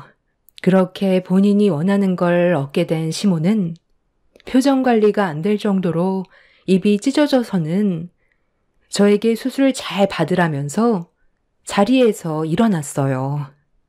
그런데 옆에 있던 새 며느리가 아까부터 저를 힐끗힐끗 쳐다보고 있었는데 시모에게 본처가 이분이 맞냐면서 알 수 없는 말을 하더니 고개를 끄덕인 시모의 뒤를 따라 병실 밖으로 나갔습니다. 병실 문을 닫기 전까지 저를 쳐다본 그 여자의 표정은 제가 생각했던 거와 다르게 뭔가 이상했지만 어차피 2번은 얼굴 볼 일 없을 것 같아 신경 쓰지 않기로 하고 앞으로 있을 수술에만 신경을 썼어요. 그렇게 저는 남편 없이 외로이 수술을 진행하게 되었고 얼마의 시간이 흘렀는지 마취에서 깨어나 눈을 떴을 때 온몸에서 고통이 함께 몰려왔습니다. 그런데 제가 눈을 뜨자마자 누군가 간호사에게 도움을 요청했는데 얼굴을 확인해 보니 좀 전에 시모 옆에 새 며느리라며 들어온 여자였습니다. 깨어나자마자 기분이 좋지 않아 인상을 쓰면서 뭐 하는 거냐고 화를 냈어요. 저 기억 안 나세요? 10년 전에 길거리에 주저앉아 있는 저한테 힘내라며 토스트 건네줬었잖아요. 너무 오래돼서 이미 저를 잊어버렸을 수도 있겠네요. 그때 언니가 저한테 베풀어준 그 작은 마음이 살아가는데 정말 많은 도움이 되었어요. 그날 저는 이 세상을 떠날 생각을 가지고 있었거든요. 그때 저에게 왜 주저앉아 있는지 물어보지도 않고 토스트만 건네줬을 때 제 주머니에는 500원밖에 없었어요. 그래서 그거라도 드리려 하니까 거절하셨고 저에게 음료수까지 건네줬잖아요. 언니가 베풀어준 작은 온정이 많은 도움이 되었고 저를 다시 일어나게 만들었어요. 그래서 사업에 실패해 빚만 가득했던 저와 남편은 다시 일어서기 위해 악착같이 살아갔고 열심히 노력한 끝에 좋은 결과를 얻을 수 있었어요. 그런데 잠깐의 행복도 아주 잠시였어요. 겨우 자리 잡아 숨 돌릴 수 있었는데 2년 전에 저희 남편이 교통사고로 세상을 떠났거든요. 뺑소니 사고였는데 하필 그곳에 CCTV가 없는 시골길이라 아무것도 찾을 수가 없었어요. 남편과 정말 오래간만에 둘만의 시간을 가질 수 있는 여유가 생겨 놀러 갔던 거였는데 그때 하필 저녁에 잠깐 마트에 다녀오겠다던 남편이 뺑소니 사고를 당해서 행복을 느껴볼 수도 없이 남편을 떠나보내야만 했어요. 비가 하도 많이 와서 사고가 났을 때의 증거물들은 이미 휩쓸려가 찾을 수도 없었고 2년 동안 힘든 시간들을 보내왔었어요. 그런데 그거 아세요? 범인은 꼭 범행 장소에 나타나더라고요. 경찰도 포기해서 뺑소니범을 찾을 수 없다는 걸 제가 두 눈으로 목격을 했어요. 사고가 났던 현장에 와서 무언가를 찾고 있는 것 같더라고요. 범인은 사소한 단서라도 남아있을 때 완벽한 범행을 숨기기 위해 그 단서조차 지우려 온다는데 저는 그 모습을 두 눈으로 똑똑히 보고 있었어요. 그런데 그 사람들이 타고 온 차에 붙어있던 홍보물을 보는 순간 저는 온몸에 소름이 돋았고 언니가 장사하는 토스트 가게 남편분이라는 걸 알 수 있었어요. 그리고 그 옆에 그 남편분의 어머니도 함께 있었죠. 서로 의견 차이 때문인지 얼굴을 붉히면서 대화를 주고받길래 떨리는 손으로 숨죽이며 녹음한 파일이에요. 들어보시면 제가 왜 그 사람들에게 접근을 했는지 알 수 있을 거예요. 아이씨 진짜. 엄마가 비 오는 날 횟집에 가자는 말만 안 했어도 이런 일은 없었다고요. 갑자기 생뚱맞게 저랑 단둘이 여행 가고 싶다는 말을 왜 해서 상황을 이렇게 만들어요? 나라고 사고가 날 줄 알았겠니? 그런데 정말 그 포장용지가 여기 근처에 있는 거야? 나는 못 봤는데 네가 버린 그 포장지를 그 남자가 쥐고 있었으면 당연히 경찰들이 가게로 찾아왔겠지. 왜 2년이 지난 지금까지 아무런 소식이 없었겠어? 네가 그때 사고로 너무 큰 충격을 받아서 잘못 본 거 아니야? 그때 비도 억수로 많이 왔었잖아. 만약에 그 남자가 지고 있었더라도 비가 많이 와서 포장지가 떠내려갔을지도 모르잖아. 벌써 2년이다. 어디 깊숙이 파묻혔겠지. 저희가 사는 곳은 경기도고 여기는 강원도잖아요. 포장지가 여기에서 발견된 것도 의심스러운데 만약 지분이 그대로 남아있기라도 한다면 그땐 우리한테 조사가 들어올 게 뻔하다고요.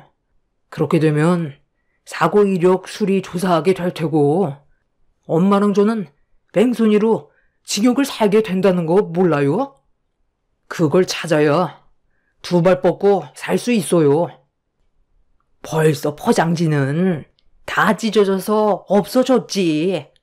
걱정 말고 우리 일이나 신경 쓰자. 그나저나 토스트 가게는 어떻게 할 거니? 네가 운영할 거지? 며느리는 이제 그만 버릴 거지? 아, 그래야죠. 제가 뭐하러 평생 병수발 들면서 살아야 돼요? 지금까지 힘들게 살아왔는데 또 그 사람 때문에 불행한 길을 걸으라고요?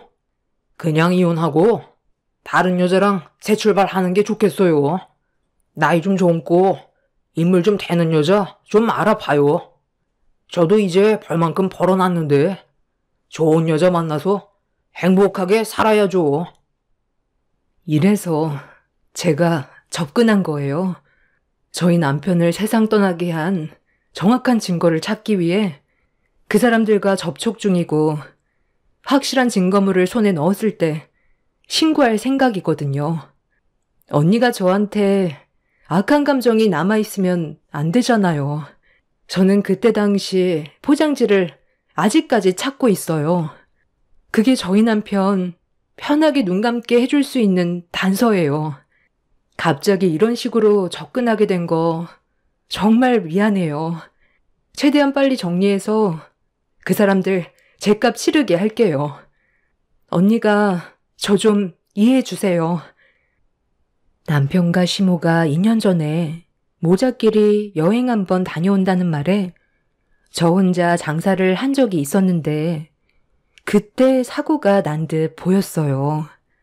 저는 전혀 알지 못했던 일이라 그 여자의 말에 상당한 충격을 받았었죠. 몸이 온전치 않은 제가 할 수 있는 건 아무것도 없었고 그 여자는 제가 받았을 상처가 걱정이 돼서 수술 이후 병실에 찾아온 거였습니다. 모든 사실을 알게 되니 남편과 시모가 얼마나 충격적인 일을 저질렀는지 알 수 있었어요. 그때 바로 신고를 했다면 그 남자분은 살아있을 수 있었다는 말을 들었을 때 제가 너무 죄송스러웠습니다.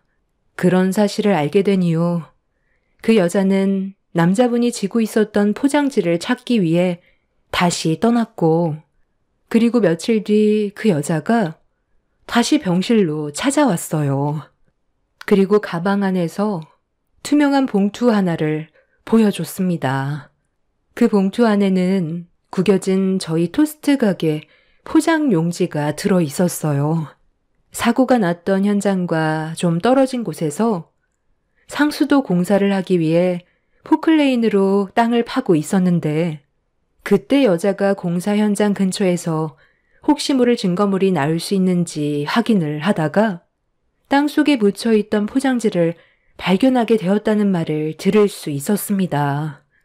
끊임없이 노력한 끝에 찾아낸 중요한 증거물이었죠.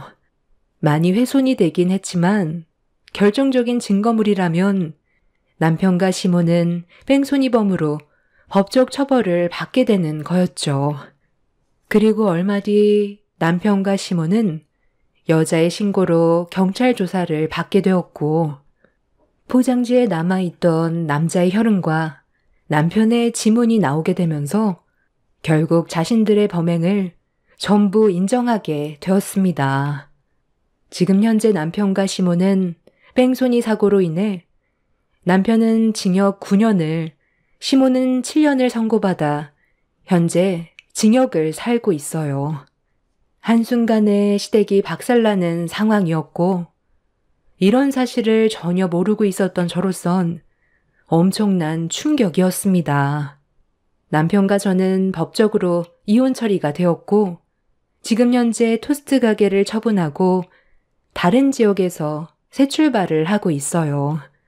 그 여자분에겐 남편이 저지른 행동에 대해 죄송한 마음에 제가 대신 위로금을 드리려 했지만 제가 잘못한 것도 아닌데 받을 수 없다면서 더는 제 앞에 나타나지 않았어요.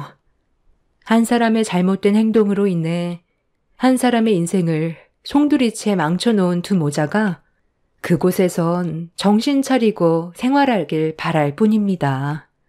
사람은 누구나 과거의 일들에 대해 후회하기 마련입니다. 저 또한 남편을 만나지 않았다면 이런 인생을 살아가지 않았겠죠. 하지만 이미 바꿀 수 없는 인생이기 때문에 현실에 충실하면서 아이들과 행복하게 살아가려 합니다. 다행히 암 수술은 잘 끝났고 앞으로 추가적으로 재발이 되는지 주기적으로 검사만 하면 된다고 하는데 앞으로 남은 인생 걱정 없이 마음 편히 살아가고 싶어요. 제 사연 들어주신 분들 감사합니다. 안녕하세요. 저는 40대 초반 여자입니다. 최근에 정말 어이없는 일들이 눈앞에 펼쳐져서 사연을 신청하게 됐습니다. 작년에 남편과 이혼을 했어요. 이유는 저 말고 다른 여자와 바람을 피워서 위자료 받고 각자 갈 길을 가게 됐었죠. 그때 당시 저에게는 상상조차 하지 못했던 일들이라 하늘이 무너져 내리는 것만 같은 충격적인 상황을 겪었던 터라 한동안 아무것도 할 수가 없었습니다. 저와 결혼 생활하는 동안 3년을 숨기며 살아왔었다는 거에 엄청난 배신감이 찾아왔었죠. 제가 할 수 있는 건 이혼밖에 없었지만 언젠가 남편과 상간녀가 제가 받은 상처만큼 그들 또한 그대로 받길 간절히 바랐었어요. 그런데 제 바람이 이루어진 건지 어느 날 부동산 일을 하고 있던 저에게 한 손님이 찾아오면서 온몸에 소름이 돋고 말았습니다. 처음에는 일반 손님인 줄 알았어요. 그런데 손님을 응대하기 위해 대화를 주고받다가 아들 신혼집을 마련해 주기 위해 청담동 쪽에 70평택 주택 매물을 확인해 보고 싶다는 말씀을 하셨었죠. 원하시는 매물이 확인된 게 없던 터라 그 이상이거나 이하의 매물만 있다고 설명을 드리면서 손님이 원하시는 주택이 나올 때까지 괜찮은 매물 몇 개 정도 소개해 드린 뒤 다시 부동산으로 돌아와 차 한잔 하면서 손님이 어떤 생각을 가지고 계시는지 대화를 이어가고 있었는데 한숨을 쉬면서 이번에 참한 교사 며느리를 보게 됐는데 인성도 바르고 집안도 나쁘지 않아서 자기 아들과 아주 잘 어울린다고 자랑을 하시더니 얼굴 한번 보겠냐는 손님의 말에 저도 손님의 핸드폰 속에 있던 사진을 확인해 보게 되었었죠.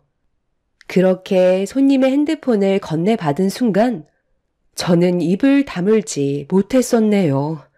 사진 속에 있던 인물은 1년 전에 저희 남편과 바람을 피웠던 상간녀였던 거죠.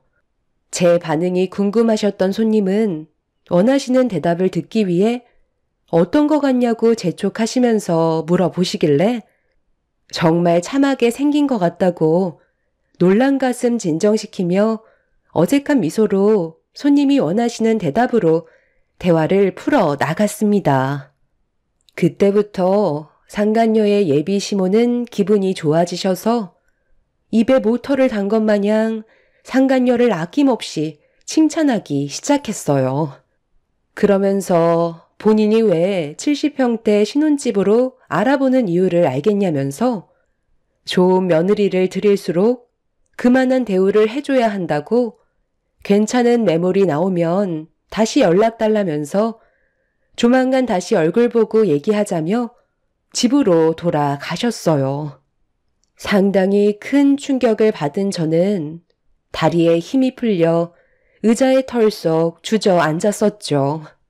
상간녀는 작년에 남편과 평생을 함께 하겠다며 가정을 풍비박산 내놓고 1년 만에 남편이 아닌 상당한 재력가 집안을 물어서 새살림을 차리려 했다는 거에 어이가 없었습니다. 그날 퇴근하고 집으로 돌아가는 동안 정말 많은 생각을 했었죠. 상간녀를 어떻게 처리를 하면 좋을지 상당히 많은 고민을 했었습니다.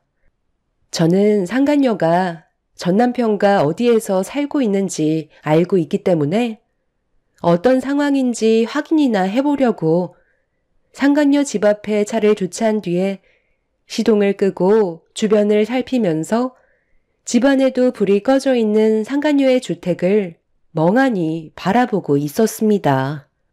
그렇게 한참 동안 상간녀의 집 앞을 멍하니 바라보고 있는데 이게 뭐 하는 건가 싶더라고요. 어차피 전 남편과도 이혼을 했고 이제 더 이상 신경 쓰지 않아도 되는 사람인데 뭐가 미련이 남아서 상간녀 집 근처에 차를 세워두고 주변을 살피는 건지 제가 참 한심해 보였었죠. 그래서 서둘러 집으로 돌아가는 게 속 편할 것 같아 차 시동을 걸려고 하는데 갑자기 상간녀 집 앞으로 남녀가 서로 다투면서 걸어오고 있었습니다. 저는 순간적으로 몸을 숨긴 다음 그 사람들을 바라봤어요. 이건 우리는 이제 끝이라니까? 언제까지 질척거릴 건데? 내가 당신이랑 평생 함께 할 줄 알았어? 우리는 아주 잠깐 튀었던 불꽃에 불과했다고. 우리가 함께한 시간이 잠깐이라고? 이 집에 얼마나 많은 추억을 만들어 왔었는데 갑자기 헤어지겠다는 게 말이 되냐고. 내가 이유라도 알아야 되는 거 아니야? 우리 사이가 단순한 건 아니잖아. 얼마나 힘들게 이루어진 사이냐고. 나도 모든 걸 포기하고 당신을 선택했는데 이제 와서 갑자기 이러면 나더러 어떡하라는 거야. 그래, 단순한 사이는 아니지. 당신은 애딸린 유부남이고 나는 그런 유부남을 뺏어온 상간녀니까. 그런데 그런 꼬리표를 달고 사는 거 나는 원하지 않아. 깨끗한 남자를 원하지. 뒤가 더러운 남자와 평생을 함께할 자신은 없다고. 우리 처음 만날 때 내가 얘기하지 않았어? 언제든 헤어질 마음의 준비는 해야 된다고 몇 번이나 말했었잖아. 같이 지내는 동안만큼은 서로에게 최선을 다하자고 했었지. 평생을 함께 하자는 말을 하지는 않았었다고. 이제 그만 질척거려. 당신이 이러는 거 더욱더 정 떨어진다고. 서로 좋았을 때 헤어지는 게 좋은 기억으로 남겨진다는 거 당신도 잘 알면서 우리 이렇게까지 하지는 말자. 나는 지금 마음의 준비가 되지 않았다니까. 우리 조금만 더 시간을 가지고 다시 생각해보자. 며칠 전까지만 해도 당신은 나밖에 안 보인다며. 사람 마음은 하루에도 수십 번, 수백 번 바뀐다고.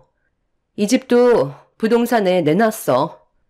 당신이랑 함께했던 공간은 이제 추억 속으로만 간직하고 살 거야.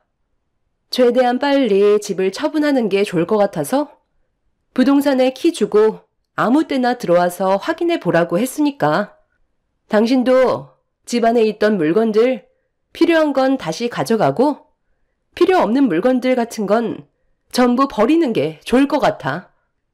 어차피 집 안에 있는 물건들이며 사진들 다 떳떳한 건 아니잖아? 남들은 우리가 불륜 관계인 걸 모르지만 우리는 서로가 알고 있잖아. 나도 집 안에 있던 물건들 최대한 빨리 정리하려고. 여기는 우리의 추억이 담겨 있었던 아지트였지만 이제 이런 짓도 그만해야지.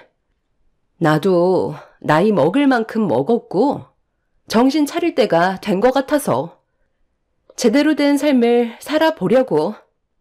그동안 내 시간에 들어와줘서 고마웠어. 상간녀는 집으로 들어갔고 전 남편은 눈물까지 흘리면서 자기를 버리지 말라며 무릎까지 꿇고 애원하고 있었어요. 그 모습을 보는데 제가 저런 사람과 결혼을 했었다는 거에 제 자신이 너무 창피스러웠었네요. 상간녀의 단호한 행동으로 인해 모든 걸 잃은 듯한 표정으로 고개를 떨군 채 돌아가는 전 남편을 보고 있는데 왜 저렇게까지 사는지 이해할 수가 없었어요. 저에게 상처 주고 잘 먹고 잘 살겠다던 그 사람이 상간녀에게 버림받은 모습을 보니까 제 속이 다 시원했었습니다. 조금이라도 제가 느꼈던 아픔들을 그 사람도 느꼈으면 좋겠다고 생각했었죠. 그렇게 멀리 사라져가는 전 남편을 한참 동안 바라본 뒤 상간녀 집에 불이 꺼지는 것까지 확인하고 저는 집으로 돌아오게 되었어요. 예상했던 대로 상간녀는 재력 있는 집안에 시집을 가기 위해 전 남편과의 관계를 끊어낼 생각을 가지고 있었던 걸 알 수 있었고 그런 모습을 보고 있던 저는 상간녀가 무너지는 걸 꼭 확인하고 싶었습니다. 그렇게 많은 생각을 하면서 집으로 돌아오니 저희 엄마는 아이들을 재웠는지 방에서 막 나오셨어요. 남편과 이혼을 한 뒤 제가 항상 우울해하는 모습을 보이자 엄마는 그날도 별일 없었는지 물어보셨죠. 한동안 많이 힘들었었지만 그날만큼은 제가 받았던 상처들이 어느 정도는 씻어 내려가는 것 같아 오래간만에 얼굴에 미소가 띄어졌고 그런 저를 바라보시던 엄마는 제가 점점 이상하게 변해가는 것 같다면서 병원에 좀 가봐야 하는 거 아니냐고 걱정스러운 얼굴로 저를 바라보셨어요.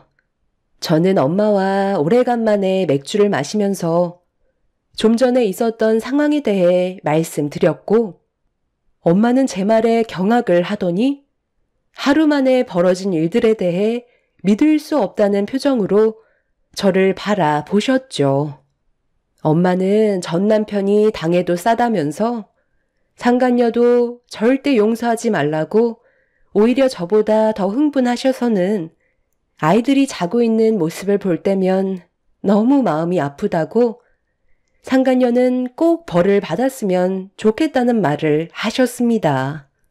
저 또한 상간녀가 행복하게 결혼식까지 가는 건 원하지 않고 있었어요. 제가 살아있는 동안 상간녀가 행복한 삶을 사는 건 두 눈 뜨고 절대 보고 싶지 않았기 때문에 무조건 무너뜨리고 싶었었네요.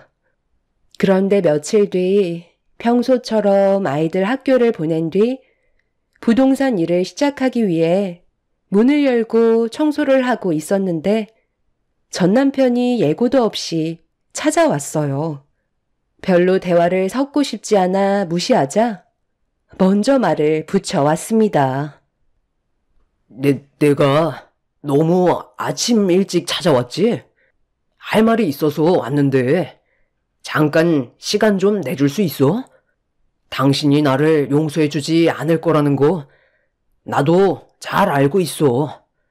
그런데 이렇게 살다 보니까 내가 뭐 하는 건가 싶더라고. 무엇을 위해 이렇게까지 했는지 너무 후회가 밀려와서 다시 바로잡고 싶었어. 당신은 나를 용서해주고 싶지 않겠지만 마지막으로 한 번만 기회를 주면 안 될까? 애들도 보고 싶고 다시 예전처럼 행복했던 삶으로 돌아가고 싶어. 내가 정말 잘못했어. 이미 이혼 서류에 도장 찍고 서로 남남이 됐는데 이제 와서 뭘 되돌리고 싶다는 거야? 당신이랑 나는 이미 끝난 사이 아니야? 이혼할 때 나한테 뭐라고 그랬어? 나한테 돌아올 일 절대 없을 거라고 웃으면서 내 앞에서 상간녀 손잡고 떠났었잖아. 내가 그때 얼마나 큰 상처를 받았는지 알아? 그런데 이혼한 지 1년 만에 내 앞에 나타나서 갑자기 나랑 다시 시작하겠다고 하면 내가 무슨 말이 나올 것 같은데? 그때 친권 포기 각서까지 쓰고 모든 걸 다 포기한 사람이 이제 와서 되돌리고 싶다고?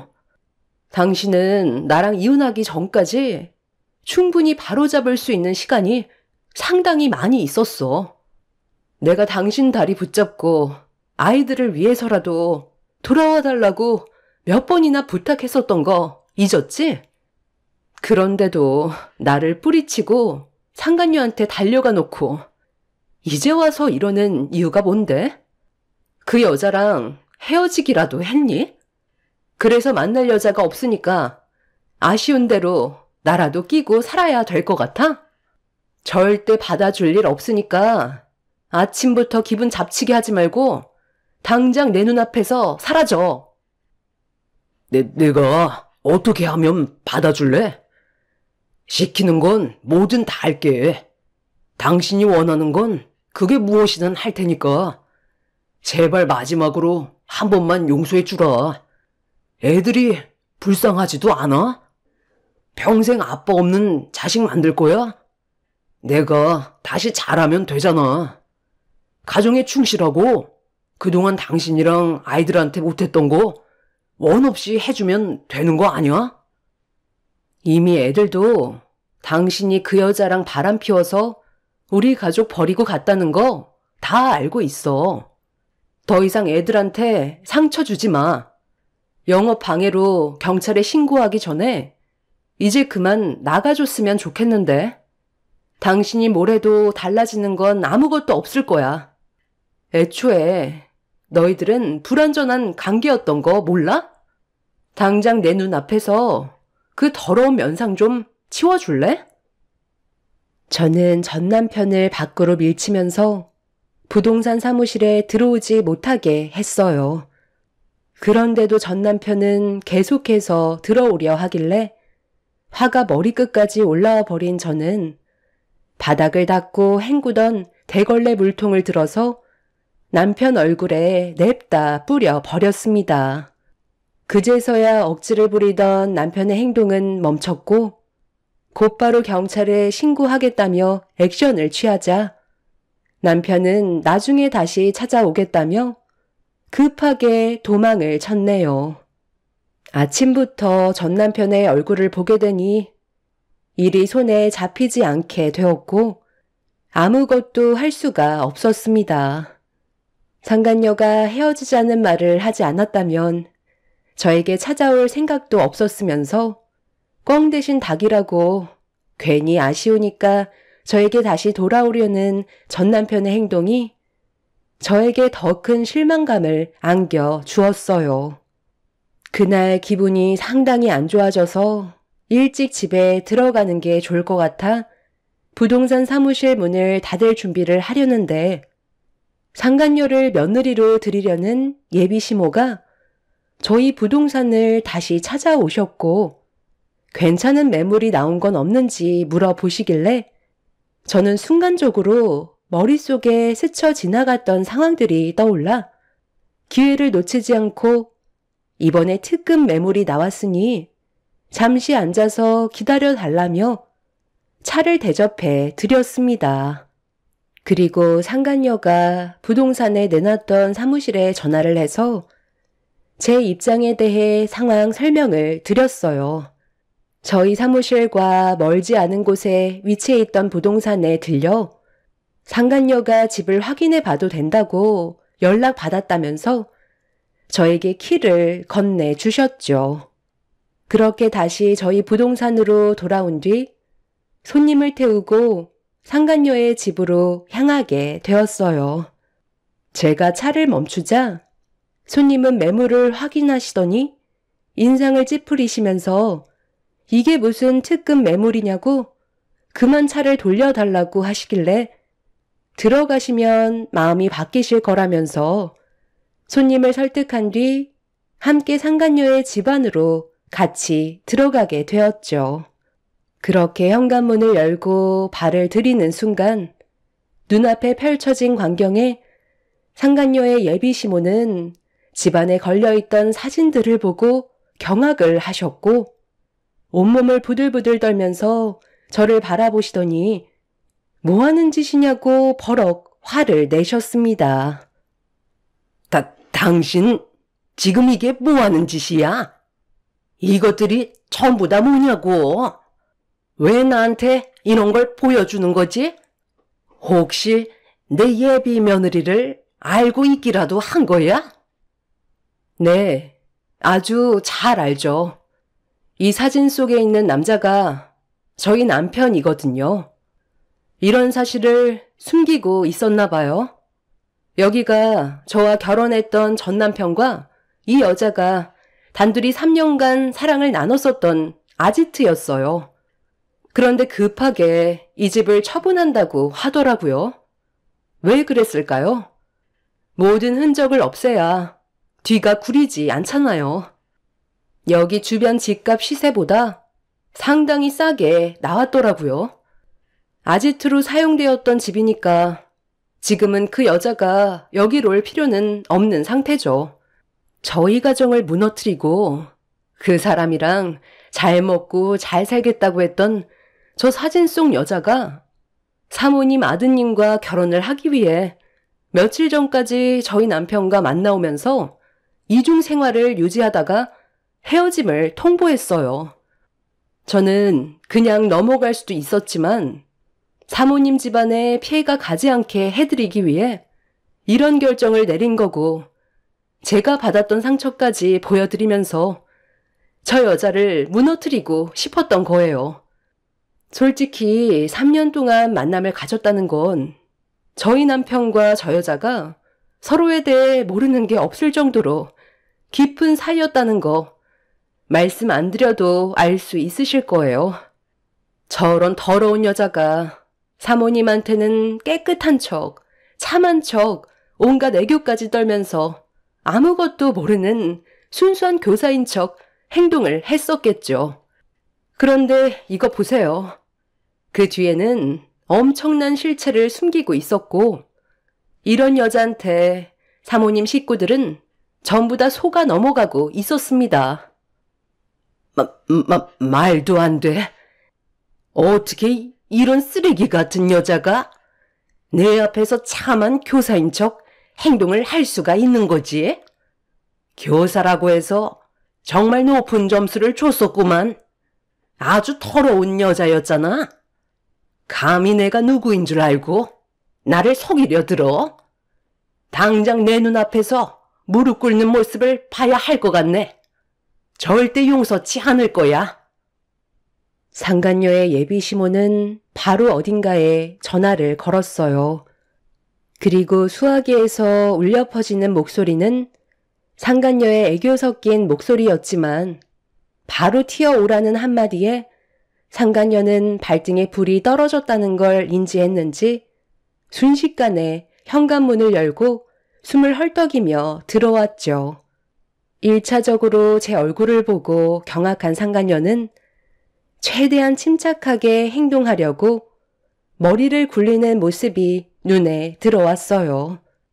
상간녀는 예비 시모한테 90도로 인사를 드린 뒤 전부 다 설명드리겠다는 말을 꺼내자 사모님은 상간녀의 말을 들어보기도 전에 뺨을 올려 붙인 뒤 절대 용서할 수 없다며 사람 잘못 건드렸다고 분노를 억누르지 못하고 계셨습니다. 제가 다 설명할게요. 그러니 일단 침착하세요. 이건 저 여자가 전부 다 계획한 거라고요. 저는 사진 속에 있던 남자 전혀 모르는 사이라니까요. 네가 거짓말을 하면 할수록 사태는 점점 심각해진다는 거 몰라? 그냥 지금이라도 늦지 않았으니까 솔직하게 털어놓고 잘못을 인정하지 그래. 이제는 네가 아무 말이나 막 뱉어대는구나.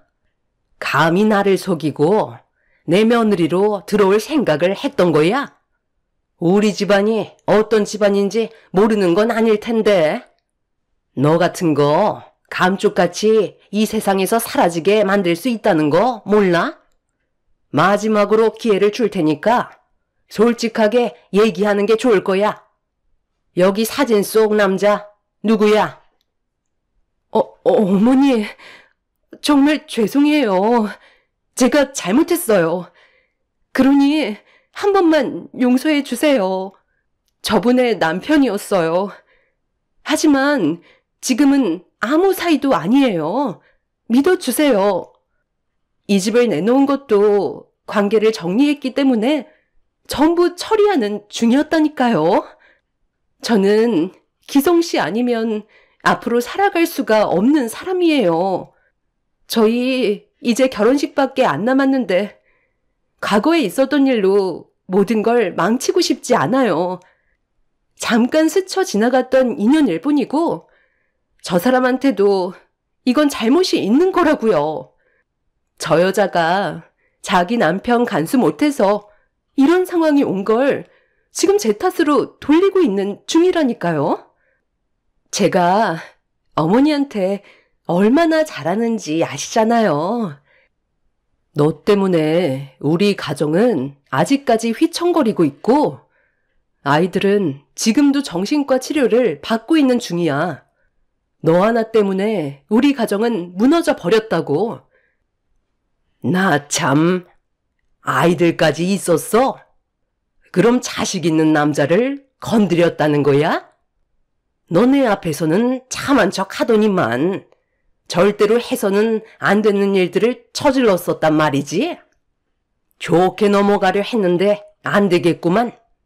우리가 받은 손해가 너무 막대하기 때문에 그에 따른 위자료 소송은 당연한 거고 너는 이 바닥에서 앞으로 얼굴을 들고 다니지 못할 테니까 각오하는 게 좋을 거야. 이거 놓지 못해? 내 다리 붙잡아봤자 소용없다니까. 너는 사람 잘못 건드렸어. 세상이 아주 만만하지? 사모님은 상간녀를 일으켜 세우더니 양뺨에 수차례 손을 올려 붙였고 얼굴이 퉁퉁 부어오른 상태에서도 상간녀는 그 집안의 며느리로 들어가야 된다면서 손이 발이 되도록 빌고 있었어요. 그런데 갑자기 현관문이 스르륵 열리더니 고개를 내밀고 들어온 한 남자와 눈이 마주쳤어요. 충격적이게도 전 남편이었습니다. 혜인아, 너 이게 무슨 꼴이야? 왜 울고 있는 건데? 그리고 얼굴에 손바닥 자국은 또 뭐고? 저기요, 아줌마. 그쪽이 우리 혜인이 이렇게 만들었어요? 그 짝이에 가정을 버리고 바람 피운 사람이구만. 딱 봐도 여자들한테 엄청 찝쩍거리게 생기긴 했네. 끼리끼리 논다더니 정말 둘이 딱 어울리는 한 쌍이네. 아침부터 나한테 찾아온 이유가 뭐야? 저 여자한테 아직까지 미련이 남아있었으면서 나랑 다시 잘해보겠다고 울고 짜고 했던 거 전부 다 연기였던 거야? 나한테는 혜인이가 내 삶의 전부라고. 당신이 이런 상황을 만든 거지. 남의 집에 함부로 들어오면 주거 침입죄에 걸린다는 거 몰라? 당장 고소 진행할 거라고. 고소? 이 집에 들어온 건 어디까지나 합법이고 당신이 지금 관여할 문제는 아니니까 그만 빠져주지 그래. 괜히 피해보지 말고 조용히 나가는 게 좋을 거야. 저기요, 아줌마. 저는 혜인이랑 절대 헤어지지 않을 거고 제 여자입니다. 그러니 여기에서 멈춰 주시죠. 그쪽 며느리로 받아들이지 않으면 된 거잖아요. 우리가 피해본 금액이 얼마인데 그만하게 생겼어요? 쓸데없이 참견하지 말고 상관없는 사람은 빠져주는 게 좋을 것 같은데 괜히 불통 튑니다. 뭐라고요? 지금 한번 해보자는 거예요? 이 노인네가 가만히 있으니까 사람 무서운 줄 모르고 인생 망치고 싶어서 작정했지. 여기에서 그만하라고 했잖아. 전 남편은 갑자기 사모님의 어깨를 밀쳐대면서 화를 내기 시작했어요. 이성을 잃어버린 남편이 너무 강하게 밀쳤는지 사모님은 뒤로 넘어져 버리게 되었고 그걸 본 저와 상간녀는 경악을 하고 말았습니다. 상간녀는 전 남편한테 정신 나갔냐고 강하게 밀친 뒤 사모님의 몸 상태를 살피고 있는데 넘어진 사모님은 상간녀 보고 비키라면서 발로 밀어 버렸어요. 그리고 넘어진 몸을 일으키더니 어딘가에 전화를 걸었고 잠시 뒤 덩치 있는 사람들이 상간녀의 집으로 우르르 몰려 들어왔습니다. 순식간에 분위기에 압도되어 버린 상간녀와 전 남편은 아무 말도 하지 못한 채 불안에 떨고 있었는데 사모님은 받은 만큼 돌려주는 게 서로에 대한 예의 아니냐면서 어디론가 데리고 가려 하자 그제서야 사태 파악이 됐는지 전 남편은 그 자리에 털썩 무릎을 꿇더니 용서를 구하기 시작했어요. 제가 높으신 분을 몰라 뵀던 것 같습니다. 정말 죄송합니다. 잠깐 정신이 나갔던 것 같은데 제가 큰 실수를 저질렀던 것 같네요. 한 번만 용서해 주세요. 어머니, 앞에 두 번 다시 나타나지 않을 테니까 이번만 넘어가 주시면 안 될까요? 다시는 그 사람 앞에 나타나지 않을게요. 제발 여기에서 멈춰주세요. 멈출 생각이었으면 저 사람들 부르지도 않았어. 너희들이 저지른 행동에 대한 대가는 치러야 하는 건 당연한 거 아니야? 그럴 거면 덤비지를 말던가. 사모님은 제 손을 잡더니 덕분에 자기 아들 인생 구할 수 있었다며 도와줘서 고맙다는 말을 끝으로 상간녀와 전 남편을 데리고 어디론가 사라져 버렸습니다. 전 남편은 저를 애타게 부르면서 도와달라고 했지만 제가 도와줄 이유는 전혀 없었어요. 그렇게 한바탕 난리가 난 뒤 그날 이후로 상간녀와 전 남편의 소식은 듣지 못하고 있었죠. 그런데 며칠 뒤 한동안 부동산에 오지 않으셨던 사모님께서 찾아오셨어요.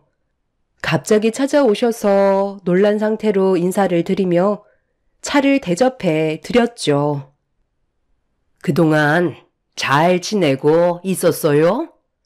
나는 요 며칠 중요한 일 몇 개 처리하느라 정신없이 지내고 있었는데 처음 봤을 때보다 얼굴빛이 좋아졌네. 저도 이제 과거에 있었던 일들은 털어버리고 열심히 살아야죠. 지금은 걱정거리가 없어져서 마음이 한결 편해졌어요. 사모님은 잘 지내고 계셨어요? 아휴, 말도 마.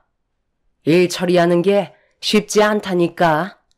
우리 집안을 속이고 내 아들과 결혼하려 했던 그 애는 결혼식 비용에 손해난 부분과 우리 가족이 받은 정신적인 피해 보상에 대한 대가를 갚기 위해 열심히 일을 하고 있는 중이야. 아마 적성에 맞을 거야. 눈웃음 잘 치고 남자들 꼬시는 능력은 워낙 탁월하니까 딱 맞는 직업을 가지게 해줬지.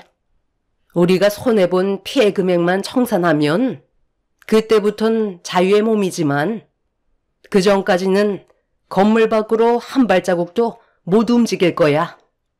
그리고 자네랑 살림 차렸던 그 남자는 죽어도 그 여자랑 떨어지지 않겠다네.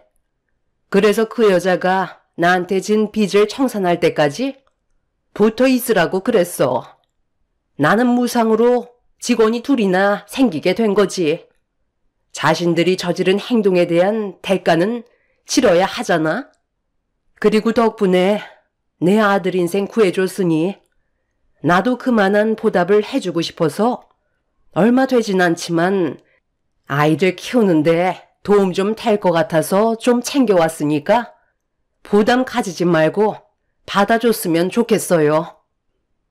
사모님의 아들과 결혼을 하려고 했던 상간녀는 결혼식 준비까지 거의 다 끝난 상태였지만 제가 모든 진실을 밝혀버리자 그에 따른 손해난 금액이 상당한 거액이라는 걸 알게 되었고 상간녀 집안에서도 바람피웠던 사실을 숨기고 있었다는 걸 알게 된 사모님은 손해배상을 청구했지만 상간녀의 부모님들까지도 알게 되면서 교사로서 유부남을 만난 딸을 용서할 수 없다며 내쳐버린 것 같았어요. 상간녀가 교사로 있던 학교에까지 소문이 금방 퍼져서 학부모들의 반대 의견으로 교사직까지 내려놓게 되는 상황이 온 것 같았죠.